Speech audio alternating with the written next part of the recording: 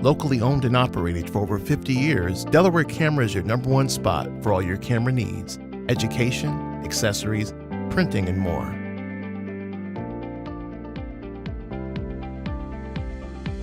Located at 2635 Delaware Avenue in Buffalo. Visit cameraspot.com. Hey, true believers, welcome to Tuesday Tech Talks. Is that right? So anyway, I have True Believer Tech Talk Tuesday. I usually have a human guest here, but today it's my foster dog, Indy. Say hi, Indy. Look at her turn around. So anyway, I brought Indy on to because we have a gallery of her up in the studio upstairs at Delaware Camera. So you can see all kinds of cool pictures of her because I figured we had her for a while and we'd take some cool pictures of her, and now she's laying down. Look at her. Anyway, Indy, so she's my special guest today, and I'm going to tell you about her after I do our housekeeping. As you know, we have classes every week. We have Photography 201 this week, which we don't normally have. The cycles that we've had, Indy, come here. The cycles of classes that we've had, we've only had Photography 101, but now we have 201, which is a continuation of 101. So if you've taken 101 before, 201 will probably be a good class to take for you. So check that out. I don't know what next week there is no class, but if you go to our website, you can see all the classes that we have. Indy, come here. Indy, come on. You can see all the classes that we have coming up. So check that out, and you can see all the classes and stuff. So 201 is tomorrow. Sign up online on our website. We also have some links on our social media as well, if you want to, if that's your how you check us out and stuff. Indy, come here. Anyway, this is Indy. We've had her for a few months. She's a foster through Sadie's Safe Harbor, and she's been hanging out with us and our 2 other dogs and 5 cats for the last few months. Yeah, she's Indy, come here, Indy. Look at the pictures of yourself. Anyway, so she's just hanging out, trying to be patient and stuff. After I talk to you about her, we're gonna have a little video that Stephen Neff and Vicente Rondon recorded a few months ago. Rondon recorded a few weeks ago about lenses and aperture. So check that out. But Indy is busy checking out herself in all these pictures up in the gallery space we have upstairs at Delaware Camera. Indy, come here. Indy, come here. Indy, come here. Gotta get you on the camera. Look at you. So anyway, if you think Indy's cool, come check out the gallery I have up here, up in the store. And if you want to foster or rescue a dog, Sadie's Safe Harbor, look for them on social media, online and stuff. And you can do a good thing for these dogs. This dog actually came from Texas. She came from Uvalde, Texas, and she's been hanging out up here in Buffalo. Indy, come here. Indy. Indy. The people. You gotta come check us. Come on, Indy. There you go. So anyway, Indy's almost out of patience, so we're gonna get to the Steven Vicente video, but thanks for watching. Thanks for listening about Indy, and I will see you next week. Have a good rest of your day. Peace.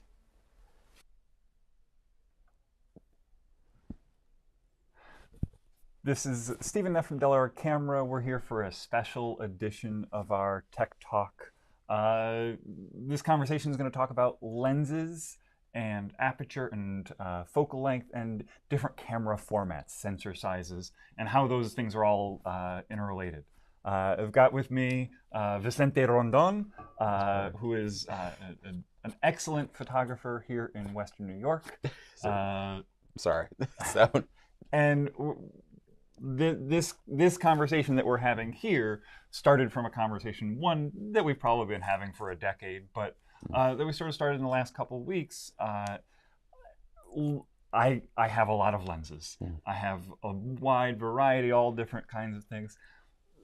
The lenses that we have out on the table constitute a range of focal lengths pretty much all between like 20 and 50 millimeter.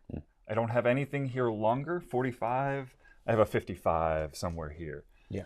Everything is in this narrow band of focal length. But the conversation is, Vicente, you're missing a look, an aesthetic.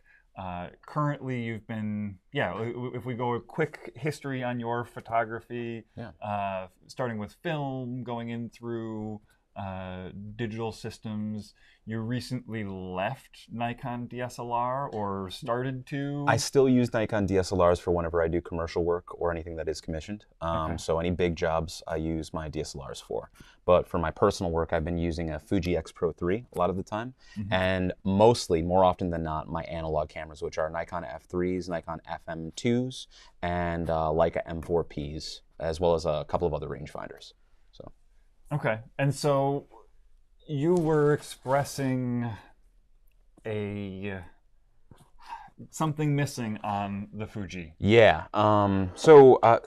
Okay. So I had a wonderful conversation with Stephen. Actually, a couple of conversations with Stephen and a couple of other photographers as well, having to do with the overall look of Fuji images. There's nothing wrong with them. I mean, I find that like whenever I'm shooting in good light, when I'm outdoors and I'm getting some of that really beautiful golden hour lighting or even the blue hour lighting, I can work really well with these Fuji cameras. But there is something sort of missing in terms of the quality, especially with the lenses and the lenses paired with that crop frame sensor.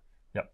And so that's when we think about crop frame and sensor size, we often talk about the crop or the equivalent focal length, right? So if I have a 35 millimeter lens on my full frame camera, right? So you've got a 35 millimeter lens right there. Yeah. To get the equivalent field of view and perspective on a Fuji with a crop sensor, we need to use a 23 millimeter And I believe focal length. that one is right here. There's the 23. Yeah.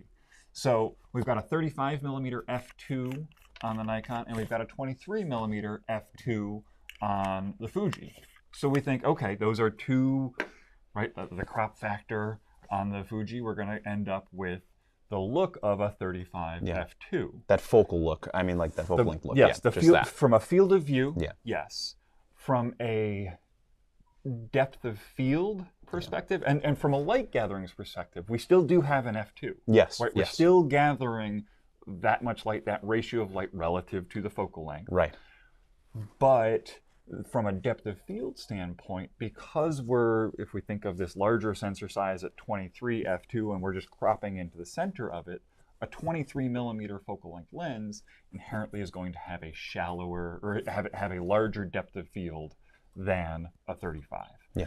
And so I theorize that this is sort of where you are missing. And so we've set you up to borrow a couple of different very fast lenses. So on there right now, you've got a 25 millimeter f.95 Laowa Argus.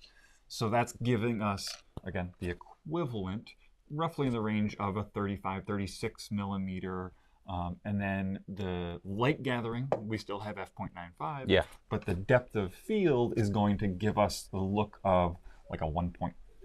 Yeah, around there. I mean, when I shot the images over at Fort Niagara this weekend, yeah, that's what I was getting out of this, and I was very happy with that. Yes. And so you, in your photography, and again, thinking about your photography and your, that is a look, that separation, that level of separation is something that you're looking for. You're shooting a lot of, people, right? That's in my head, your photography is about people. Yeah. And in their environments and spaces, and getting to separate them from the background, right? Thinking about, all right, I've got, so 25 millimeter f.95. We've also got a 33 millimeter f.95, which is going to give us like a 50 millimeter equivalent field of view. But then that depth of field is not going to be quite the same as a 50 millimeter. So that's where having a lens that goes to a wider aperture and can give us that shallower depth of field has value.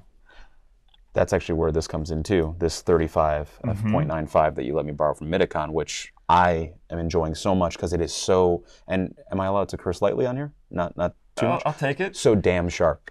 There we go. So with this lens, it was so easy to focus on any of my subject matter, especially with the focus peaking that you have on the Fuji X Pro 3. But the results at the end of this, even at 0.95, everything that I made sure to focus on was tack sharp through and through. Yeah. And that was odd for me because anything else would be sort of soft, you know? Sort of soft, or you don't have the same separation, right? So on a 35 f.95 versus this is the 23, but there's also, I have the 35 millimeter Fuji f2. Yeah.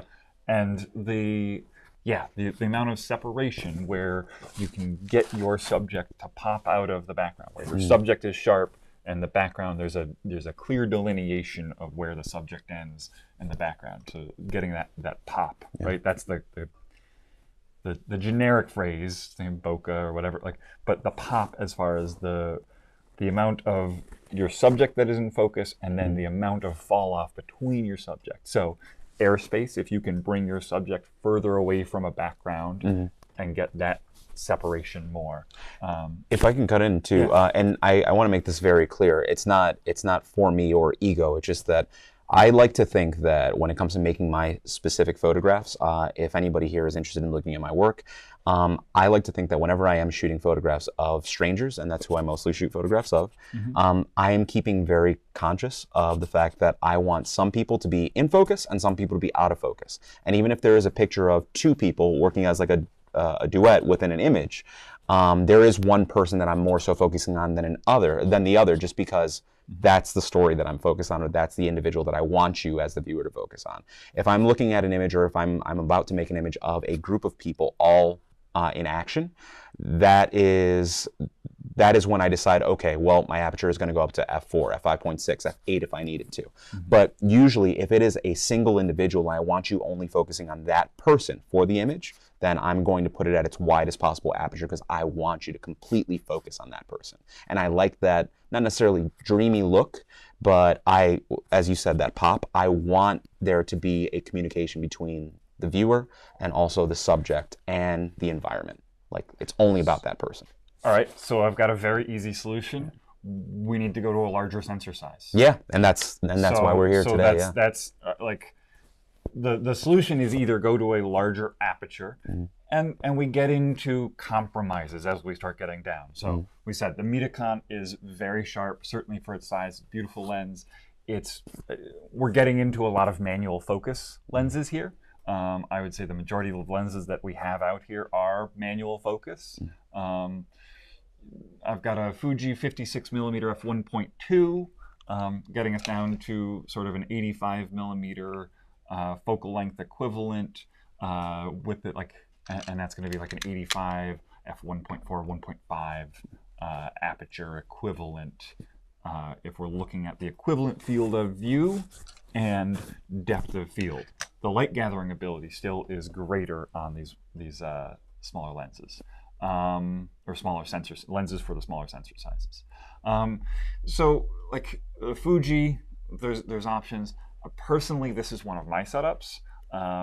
And before we talk about going to large format, the other side of that, like, why not just shoot 8x10, right? If you want that separation, why not shoot 8x10? Or, okay, compromise, shoot 4x5. So for me personally, I do shoot it 4x5. Okay. And I don't shoot very much medium format. I do every once in a while, but I don't own a medium format camera for myself. I do own a large format camera. I have 4x5.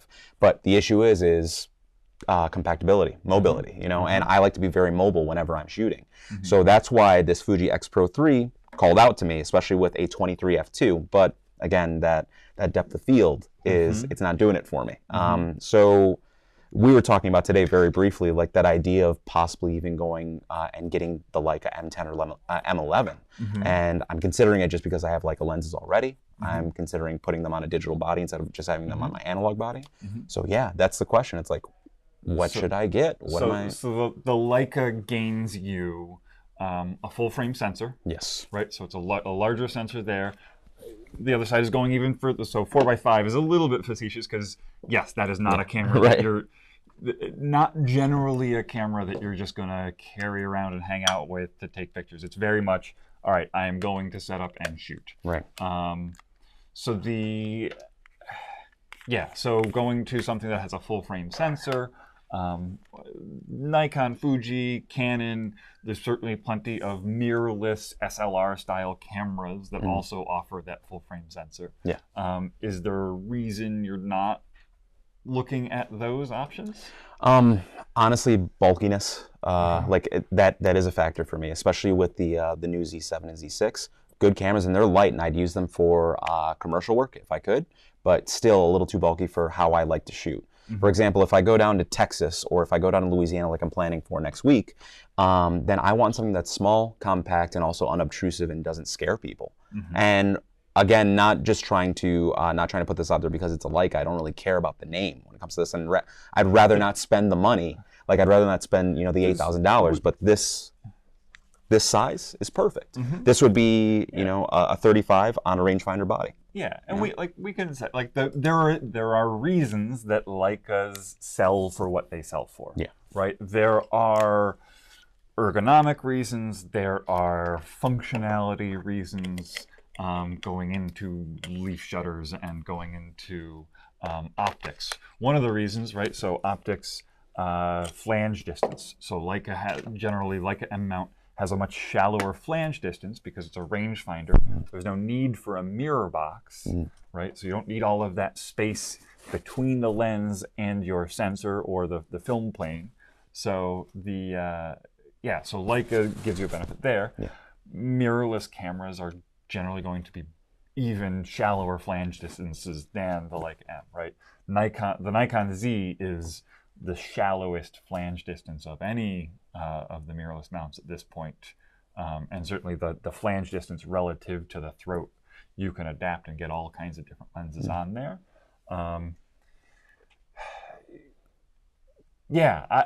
I think that there's still opportunity to find lenses. I think that Metacon This is the one that 35.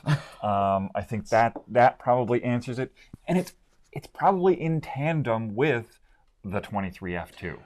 Right, it's not, or with another. Like you may have two 35mm lenses. You may own both of them, the 35 f2 or the 35, even the 35 1.4. There are things that this lens will do that doesn't, and there's a look and an aesthetic that you're trying to go. Not just that depth of field, but Right. It's not just about the depth of field, but it is about the aesthetic of the image. And I try to be very conscious of that too, just because I want to communicate my work in a very specific way.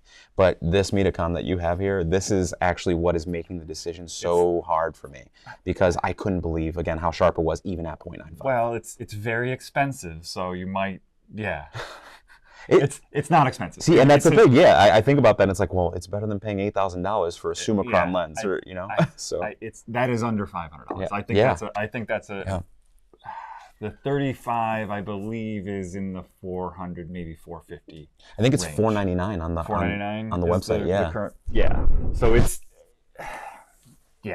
that is certainly relative to thinking, all right, I've got to go to the Leica system to get what I'm looking for.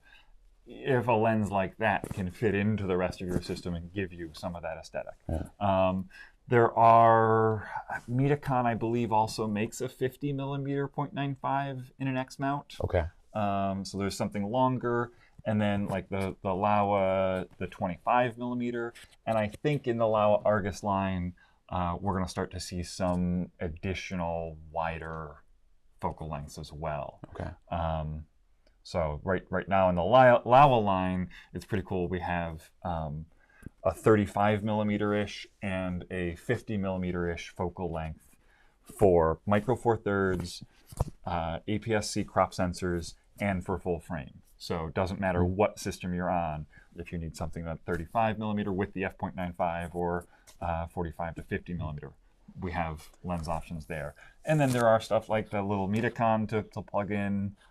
There's the 7 Artisans, TT Artisans, lots and lots of other manufacturers looking at some of the Leica lenses and adapting there. And talking about adapting, one of the other things that I brought out that we can get into. Okay. To get those shallow depths of field, either a focal reducer or speed booster can be called interchangeably, right? We're reducing the focal length. So there's a piece of glass in here that's actually adjusting the focal length of the lens. And so this is an adapter to go from a Canon EF mount, but you can get in, it's all about flange distance. So if there's room in the flange distance to mount from one lens mount to a different lens mount and still keep the flange distance consistent, yeah, a focal reducer or speed booster is an option. Adapting, and unless it's a very specific purpose, adapting and adjusting lenses is generally, it's not the first choice, right? If I have an opportunity where I can get a small lens that will do what I need, I'm probably going to go for that ahead of, yeah, on a speed booster, you probably could get like a 50 millimeter 1.4, and then you're going to adjust the focal length down. These are going on to Fuji X, so it's a 0.7 or 0.7 focal reducer. Can I then pop that on here while we're here? Yeah, we can pop that on. I don't know if I have any EF mount lenses to go on as well, but the idea, so you've got the F mount. The idea is that you would adapt. Sorry, this one. Oh, there, yeah. As soon as I wrong one. Tried Yep. that. There we go. To pop that on, you need an EF mount lens. So you're not going to add. Yeah, that's right. Oh, I'm sorry. Yeah. Sorry, That's all right. man. So the idea is going from an EF mount lens, you could get a Canon EF mount 50 millimeter, right? And then you're going to reduce that focal length down to a 35. Okay. But you're also, if it's a 1.4, you're also going to reduce down the equivalent aperture as well. It would be kind of cool to have one with me right now. Yeah, I'd like to check that out after we're done. Yeah, here. so that is one way to go. This is a manual one. I think there's a couple manufacturers for Fuji specifically that make, I think Fringer is the one in my head, that makes an autofocus compatible EF to E adapters, and I'm pretty, or to X adapter, and I think there's also a Nikon F, which would probably make more sense in your setup, where you still do have a Nikon DSLR system and all a the Nikon lenses for SLR it. system. Yeah. So having something like that, that's going to cost you probably in that $300 to $500 range, depending on if you want something that's just full manual, or if you need something that translates the aperture and autofocus information. Okay. Well, okay. So aside from that, though, like, I want to talk about aesthetics too when it comes to these lenses, because that's another thing with this Midicon. I didn't have any problems with how the images were showing up, and not to say that there were any problems with any of the lenses that I borrowed. It's more so it's about personal taste. Yeah. So like lens flares. Oh, thank you. All right. I'm going to mount this first. All right. So producer Will just bought us the 50 millimeter f1.2. And I'm a little afraid of it, but no, we're good. We're clear. I just gotta try. It's not mounting up, so there must be. There's. I'm sure there's something on there. I don't actually think it works with the F2s. Yeah, but that's all right. The idea is that it'll mount up, and then we mount. Yeah, so we can mount there and just run it. I have to clean my sensor after this, probably. I always have to clean my sensors. So the idea being that, all right, we can get the EF mount lens onto Fuji, and it's no longer just a 50 millimeter. Now we're going through a focal reducer, so it's back down to a 40 millimeter. But then we're also reducing that effective aperture, because the gross aperture, the size of the actual aperture, is larger. I think the focal reducer does end up trimming it on the 1.2, but the 1.4 should transmit through just fine. Okay. This 1.2 is a bit of a special lens. Awesome, but yeah.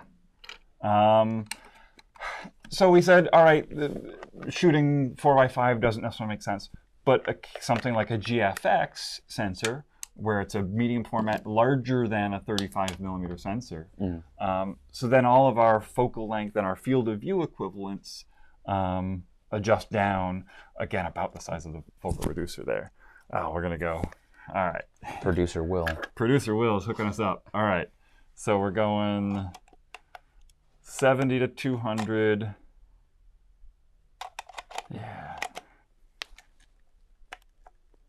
Yeah, this is terrified. yeah. Okay. This without testing. No, this one I know will line up.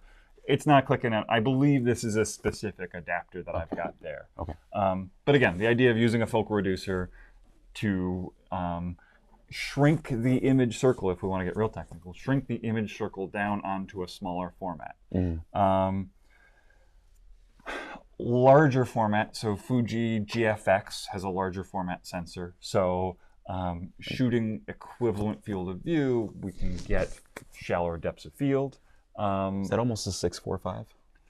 It's just smaller. It's between a 645 sensor, like a 120 medium format film. It's a little bit smaller than 645, but definitely still it's about a 20%, 25% bigger than a full frame 35 millimeter sensor. I've got some other toys over here. So the balance with the GFX, there are a couple cameras in there that you have the larger sensor, and it's a larger camera, but not like a 4x5, not like a true media. Like I guess depending on the lens and which camera you get, it can be like the medium format size-wise. But to me, a GFX, the 100S or the 50S, the smaller rangefinder is still big, but smaller relative to what the sensor size actually is. That's an interesting option for you. And we said that looking at specific lenses, there's Fuji makes an 80 millimeter that's an f1.7, so that's going to give you like a 63, 65 millimeter, like a 1.2 or 1.4 equivalent in that depth of field, that shallow, that separation, that pop. But then also Metacon, the same company that makes that 35 there, they make a 63 millimeter f1.4, which is going to, like, if we were to compare 63 millimeter f1.4 to this 50 millimeter f1.2 on a full frame sensor, we're going to get a similar aesthetic, similar field of view, and a similar depth of field. But the GFX, because of the larger sensor and because of that format, we are gathering, or I guess the 1.2, we're gathering more light. That I'd like to try out. Like that Metacon, I'd like to try that out, especially if it's like as sharp. Yeah. So I think that part of the conversation we're going to have to continue. We've got some testing to do and some comparison as far as how it fits your style and what you're looking for. Yeah. I threw out the reason I've been thinking about sensor sizes, focal lengths, and apertures and depth of field quite a bit, and field of view, looking at anamorphic lenses. In the cinema world has answered the question of, I have a smaller sensor size, right? Because when we're shooting on film, traditionally you'd shoot 8 millimeter, then you'd shoot 16 millimeter, and then you'd shoot 35, super 35, and then going to larger formats. But like those, like the film there is pretty small, and so we're dealing with a small sensor. So we need either super fast aperture lenses to get that separation, or an anamorphic lens when we're shooting specifically for a widescreen field of view. If we go through the numbers on this lens, this is a 45 millimeter T2. We're going to call that an f2, 1.8-ish. The nomenclature is different. We were explaining that before. That's a whole other video. We can go deep on that. 45 millimeter T2, and it's a 2x squeeze. Okay. So the field of view on this lens is going to give us the field of view like a 23 millimeter, 22.5 millimeter focal length lens would on a full frame sensor. Okay. So we have this big wide field of view, but the same shallow depth of field that we would have with a 45 millimeter focal length lens, or similar. The vertical depth of field relative to horizontal. All kinds of things start getting funky, but the idea is we're getting a wide field of view with that same shallow depth of field of a 45 T2, as opposed to shooting on a 23 millimeter lens and then just cropping the top and bottom. A 23 millimeter f2, this whole conversation, right? We've been saying that that's going to have a shallower depth of field. 23 millimeters, equivalent apertures, it's going to be a shallower depth of field. So anamorphic, all kinds of other things we can talk about, the look that you get from an anamorphic. But to me, the core of it really is that we're getting the aesthetic of a 45 millimeter lens with the field of view of a much wider angle. Okay. And that's how we can get that separation in that pop. Would you allow me to shoot a portrait with that? I would love to have you shoot a portrait with Okay. with a Proteus lens here. Okay. And we'll plug that image here. Okay. Okay. So. Cool, man. All right. Yeah, definitely. This is the first part in a series of lenses. I'm interested in continuing the conversation, testing things out, and Yeah. seeing what you wind up with. Yeah, I'd like to see what I wind up with too, because ultimately that's going to be my workhorse for a long time. So there's no one answer. I've accepted that. yeah, that's the other thing is that I'm a very big I'm very big into looking at the work of other photographers and not necessarily emulating it, but trying to pull what I do enjoy and trying to apply that for the work that I do. And one photographer that I've always enjoyed, that I've always loved, is Bill Allard, or William Albert Allard. And his main focal length that he uses is 35, and that's what I use. But he uses the 50 every once in a while, and 90 millimeters only whenever he needs to, like on his Leica body. Not his Leica body, sorry. But, should cut that out too. Sorry about that. But that 90 millimeter is something that I don't really touch all that often for my rangefinder body. The 85 is something that I don't really touch all that often with my Nikons.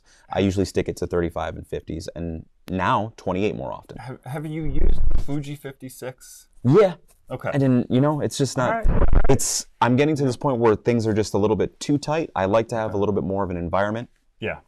in my photographs so it could tell a little bit more of a story for the subject. More of an environmental portrait. Yep. Yeah. And sometimes, it's like, it's just having a little bit more of that background to tell, okay, where could this person be? It's almost like a Where's Waldo thing. What can I find out about this person based on what I have here?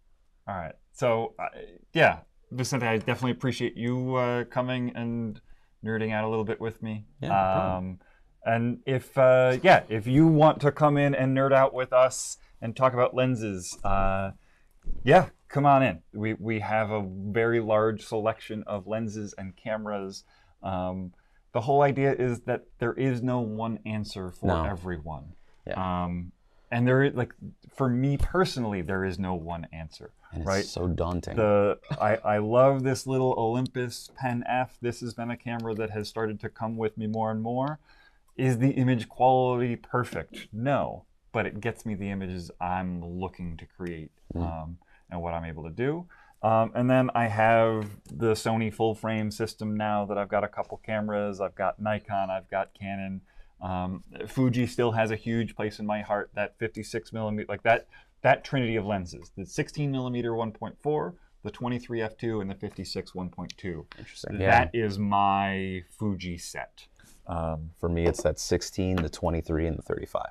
Okay. That's what I stick in. Yeah. So all in that little range, and come debate why we're not shooting with zooms if we're just in these short ranges. Yeah. Let's have that conversation. I'd love to have that conversation with anybody. You meet me here, and we'll talk about zoom lenses. Sorry. You meet me here, we'll talk about zoom lenses. All right. I think that's good for our conversation now. We will continue with a part two in the future. This is Stephen Neff from Delaware Camera, Vicente Rondon. Yeah, I'm Vicente Rondon. And thank you very much for joining us. And join us again when we come back to this conversation.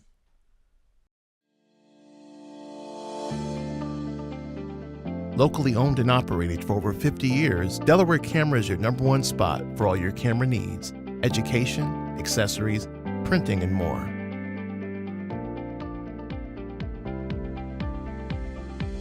Located at 2635 Delaware Avenue in Buffalo. Visit cameraspot.com.